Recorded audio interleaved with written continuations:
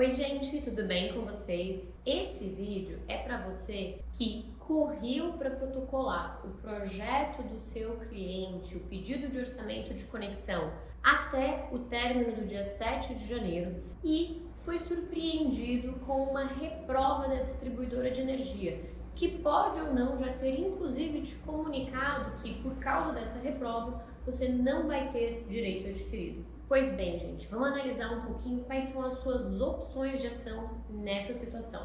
Vamos lá?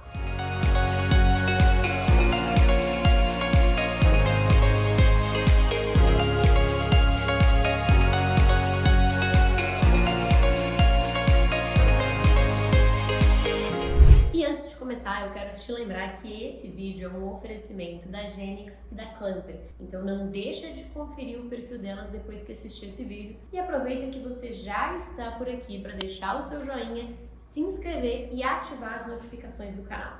Bem, gente, eu tenho recebido nos últimos dias inúmeras mensagens de vocês contando que receberam reprovas da distribuidora de energia. Algumas reprovas a gente até consegue entender o motivo, são as reprovas que eu falo que são justificadas, ou seja, realmente houve um erro por parte aí do integrador, por parte de quem submeteu o projeto, e esse erro leva então a esse retorno negativo da distribuidora. Já outras reprovas são completamente estapafúrdias. A gente tem visto reprova acontecer porque o acessante tem 4 sobrenomes e no momento de preenchimento de um formulário, um deles foi abreviado, por exemplo. Gente, essas reprovas por motivos estapafúrdios, por motivos injustos, eu diria, né? Ou seja, por uma arbitrariedade da distribuidora, são mais fáceis de serem contestadas, tá? Para os casos dessas reprovas injustas, qual que é a minha recomendação para vocês? Analisar de fato qual é o caso que foi feito, registrar uma reclamação na ouvidoria da distribuidora e depois levar o caso para a ANEEL, tá? Eu não tenho nenhuma dúvida de que nessas reprovas arbitrárias a agência vai agir de fato para conseguir corrigir essa situação. Poxa, Bárbara, mas a ANEEL vai demorar muito, ou tem demorado muito para responder, o que também é verdade, infelizmente. Existem outras medidas que você pode tomar, como, por exemplo, procurar o PROCON, se for um consumidor de menor porte, ou mesmo, acredite ou não, abrir uma reclamação no Reclame Aqui, que também tem sido muito efetivo na lida com as distribuidoras de energia, tá, gente? Então, lembrando, né, fazendo um resumo, reprovas injustas, reprovas arbitrárias por parte da distribuidora que não tem respaldo. Um outro exemplo de reprova injusta, distribuidora exigiu um documento que não estava previsto nem no PRODIST, nem na Resolução Normativa 1000 e nem no normativo dela mesma. Nesse caso, isso também é uma reprova arbitrária. Registra a reclamação na distribuidora, inclusive na ouvidoria da distribuidora, leva o caso para a ANEEL. Dependendo do porte do consumidor, pode procurar o PROCON também. E o Reclame Aqui tem se mostrado bastante efetivo para casos como esse. O segundo grupo de reprovas, gente, é um pouco mais difícil da gente lidar, porque são reprovas justificadas, são reprovas em que realmente houve uma falha por parte do integrador. Nesse tipo de reprova, a gente precisa analisar para entender qual foi o tipo de erro cometido. Como assim, Bárbara? A gente tem, de maneira geral, 2 tipos de erros ou 2 tipos de falhas que podem ser cometidos. Um é o que a gente chama de um erro formal, um erro na forma, e o outro é o que a gente chama de um erro material, um erro de conteúdo. O erro material, gente, é o erro mais grave que você pode cometer no seu projeto. Vou dar um exemplo.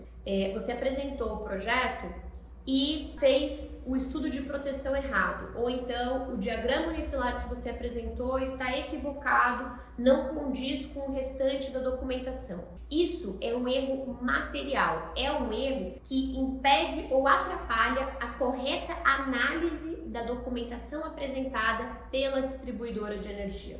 O outro tipo de erro, que é mais simples, é um erro formal. O erro formal é aquele erro de forma, é um erro mais leve. Então, por exemplo, apresentei a documentação e um dos formulários não estava assinado. Ou então, apresentei a documentação e em um dos documentos apresentados tinha uma informação inconsistente, mas essa informação estava correta em todos os outros documentos. Esses são erros formais. Como eu comentei, eles são erros mais fáceis, entre aspas, porque eles não impedem a análise do projeto pela distribuidora de energia. Para o caso dos erros formais, existe inclusive uma previsão na própria Lei 14.300, essa previsão está no parágrafo 4º do artigo 2º da lei, dizendo que, no caso de vício formal sanável, a distribuidora deve notificar o acessante e ele vai ter 30 dias para fazer a correção deste vício, deste problema. Então, na minha leitura, gente, essa disposição da Lei 14.300 dá muito espaço para a gente trabalhar no caso de erros formais, que não deve haver a reprova e o encerramento daquele processo de conexão ali naquele momento. Se esse é o tipo de erro ou o tipo de vício que o seu projeto sofreu, é um pouco mais fácil a gente conseguir contorná-lo. O outro tipo de erro, como eu comentei, é o erro material, que é um erro mais grave. Por que ele é mais grave, gente? Porque, de fato, ele impediu que a distribuidora fizesse a análise. E aí, na defesa de um erro material, para a gente tentar garantir para esses projetos o direito adquirido, né, mesmo que eles tenham sofrido essa reprova, o que é importante a gente analisar? Aquele erro, ele consegue ser sanado rapidamente? Esse é o primeiro ponto. Segundo ponto, aquele erro, ele poderia ser usado como uma forma da distribuidora alegar que você não completou toda a documentação necessária para a apresentação do projeto? Se a resposta para essa pergunta for sim, o seu caso é mais difícil ainda, né, de ser defendido. Se a resposta para essa pergunta for não, isso é uma possível argumentação também para a gente utilizar. Por quê? Imagina você que o prazo limite aí para protocolo dos projetos era o término do dia 7 de janeiro. Eu até expliquei essa data conforme uma manifestação que aconteceu da ANEEL na resolução homologatória 3169. Vou deixar o link para ela aqui na descrição do vídeo, tá?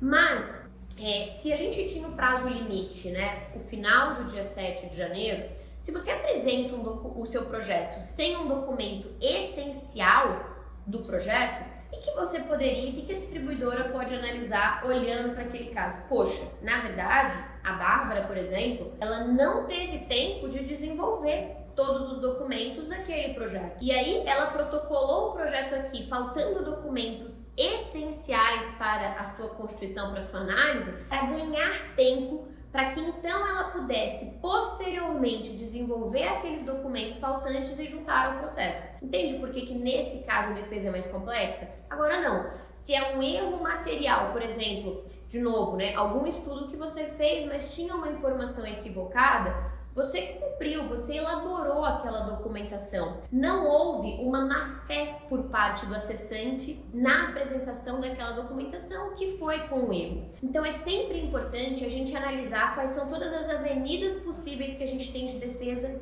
no caso concreto. A mensagem final que eu quero deixar aqui para vocês é, eu tenho recebido muitos relatos de reprovas de projetos que vocês têm sofrido por parte das distribuidoras e aí também com a alegação de que não teria direito adquirido. Essas reprovas podem ser justificadas ou podem ser injustificadas. Em qualquer um desses casos, é muito importante você analisar o motivo da reprova e analisar a natureza do erro apontado pela distribuidora. Busque uma narrativa que justifique que aquele erro não impediria a análise da documentação pela distribuidora e nem demonstre uma má-fé da sua parte. Tome uma das medidas, siga o caminho que eu indiquei aí de reclamação, ouvidoria da distribuidora, levar o caso para a ANEEL, Procon/Reclame Aqui, e, dependendo da situação, pode valer sim a pena judicializar este tema. No escritório, na minha consultoria, que é a Bright Strategies, a gente tem feito diversas análises sobre isso para os nossos clientes. Se você estiver precisando de um auxílio também para esse tipo de análise, o nosso time está à disposição. Eu vou deixar o contato aqui também na descrição desse vídeo. No mais, espero que vocês estejam tendo um excelente 2023. Coloca suas dúvidas aqui nos comentários e se você tiver alguma sugestão de tema para os próximos vídeos desse canal, só deixar nos comentários também. Muito obrigada e até a próxima!